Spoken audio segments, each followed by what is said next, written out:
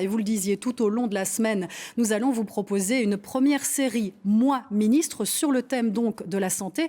Premier arrêt aujourd'hui au service des urgences où le personnel manque cruellement. Infirmiers et médecins vont nous parler de leur quotidien et aussi de leurs attentes de la part des futurs gouvernements. Patrick Destiné, Paul Peters, Christophe Blitz, Julie Rans et Sophie Mergen nous emmènent au CHU Bruckmann à Bruxelles.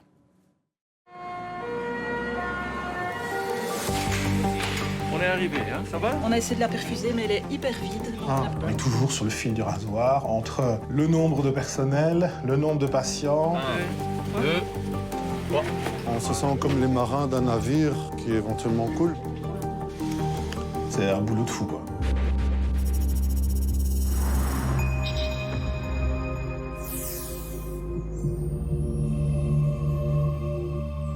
Bouh!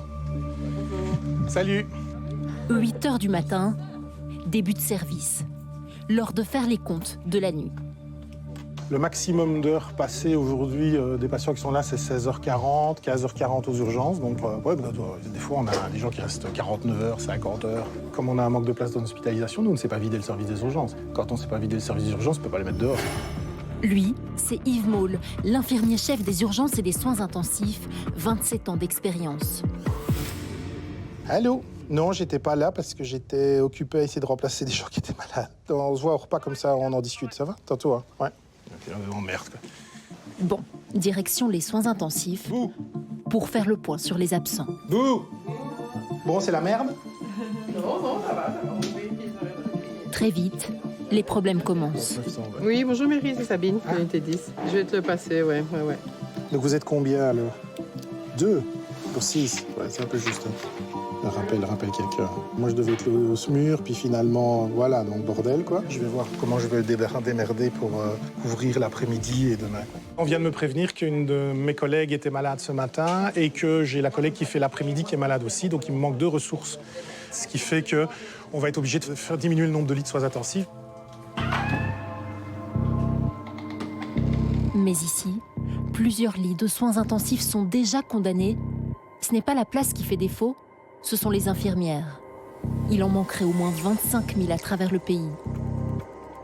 Et même côté médecin, la pression est de plus en plus forte. Vous n'avez pas entendu parler d'allergie ou de choses comme ça? Pas à ma connaissance. Vous savez où nous sommes ici? Non? Respirez bien fort. Lui, c'est Basile Khaled. Il est médecin assistant en dernière année de formation. Très clairement, sans nous, on ferme les urgences. Des médecins assistants qui se sentent surexploités. L'horaire de base minimal, c'est 48 heures par semaine, avec un maximal de 72 heures par semaine. Ici, aux urgences, on est passé de 70 à 120 patients par jour en moyenne.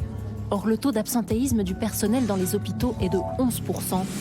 C'est là que le cercle vicieux s'enclenche. Le personnel étant limité, il est possible que certains gestes, on ne les pose pas. On doit faire des choix. Ces choix, à un moment donné, ils induisent une perte de sens pour l'infirmier. Et puis, à un moment donné, tu te poses la question, est-ce que ce métier-là, je vais continuer à le faire de cette manière-là? Répercussions sur les patients, burn-out des soignants, le manque d'infirmiers et de médecins est aussi criant que décrié. Alors Yves, Basile, que feriez-vous si vous preniez les rênes du pouvoir ? Moi, ministre, je voudrais redonner le pouvoir aux infirmiers en les réinsérant dans les cercles où les décisions sont prises. Moi, ministre, je ferai de la qualité de soins une priorité politique et non pas une tare financière.